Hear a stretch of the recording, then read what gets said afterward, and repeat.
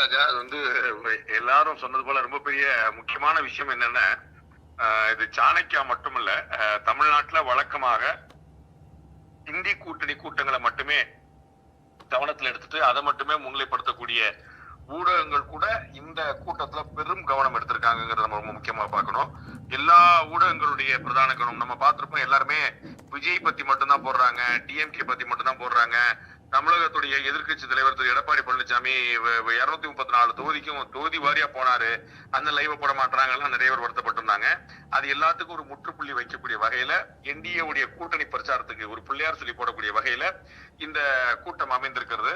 அது பிரம்மாண்டம்னா இந்த real sense. அவங்களுடைய டார்கெட் 5 லட்சம் பேர் அப்படின்னு சொல்லியிருக்கிறாங்க. 5 லட்சம் பேர் மிகை அப்படின்னு வச்சுக்கிட்டா கூட, ஒரு 3 லட்சம் பேர் தான் வருவாங்க அப்படிங்கிற மாதிரி வச்சுக்கிட்டா கூட, அந்த கூட்டமே ஒரு கட்சியுடைய நாள் முழுக்க நடக்கக்கூடிய மாநில மாநாட்டுக்கு கூடுகிற கூட்டம். நம்ம பார்த்திருப்போம், திராவிட முன்னேற்ற கழகமும் சமீபத்துல அதிமுக மதுரையிலேயோ இது மாதிரி நடத்துற கூட்டங்கள் எல்லாம் பத்தி மாநில மாநாடு அப்படின்னு நடத்துவாங்க. அதுல ஒரு 2 லட்சத்துல 3 லட்சம் பேர் வரைக்கும் நார்மலா வருவாங்க. ஏன்னா ஒரு மாநிலம் முழுக்க இந்த ஆள் கூட்டு வர்றதுனால அந்த மாதிரியான ஒரு பெரிய முன்னேற்பாடு, பெரிய முன் தயாரிப்பு அவங்க எல்லாருமே ஹாப்பி மொமெண்ட் அப்படில இருக்கிறாங்கன்னு பாக்குறோம். ஆல் பாசிட்டிவ்ஸ்ல இருக்கிறாங்க.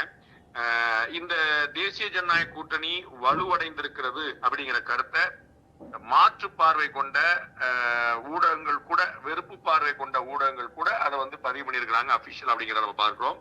ரொம்ப தெளிவா இது ஒரு பிரம்மாண்டமான கூட்டணி அமைஞ்சிருச்சு. ஒரு சாலிடான, ஃபார்மிடபிளான, கன்வின்சிங்கான, ஒரு சரியான சேலஞ்ச கொடுக்கக்கூடிய ஒரு கூட்டணி அமைஞ்சிருச்சு அப்படிங்கிறத எல்லோருமே ஒப்புக்கொள்கிறார்கள். அதனால அந்த மகிழ்ச்சியின் உச்சத்தில் இருக்கக்கூடிய தேசிய ஜனநாயக கூட்டணி அதிமுக, பாஜக, அம்மா மக்கள் முன்னேற்ற கழகம், பாட்டாளி மக்கள் கட்சி உள்ளிட்ட எல்லா கட்சிகளை சேர்ந்த முக்கிய தலைவர்களும் அவர்களுடைய ஒரு போர் முழக்கம், அது சொல்லுவாங்கல்ல சங்க நாதம் அப்படின்னு சொல்லுவாங்கல்ல, ஒரு போர் துவங்குவதற்கு முன்னால் ஒரு சங்க நாதம் நேற்று அண்ணாமலை அவர்கள் குறிப்பிட்டிருந்தாரு. அது போல நமக்கு மகாபாரத போருக்கு முன்னாடி கிருஷ்ண பரமாத்மா அந்த சங்க நாதம் அதை முழங்கதை நம்ம கண்ணால பார்த்திருப்போம். அது மாதிரி அந்த 2026 சட்டமன்ற தேர்தலுக்கான ஒரு போர் முழக்கமாக இந்த நரேந்திர மோடி பாரத பிரதமர் கலந்து கொள்ளக்கூடிய ஒரு பொதுக்கூட்டத்தை பார்க்க முடியும். அருண்.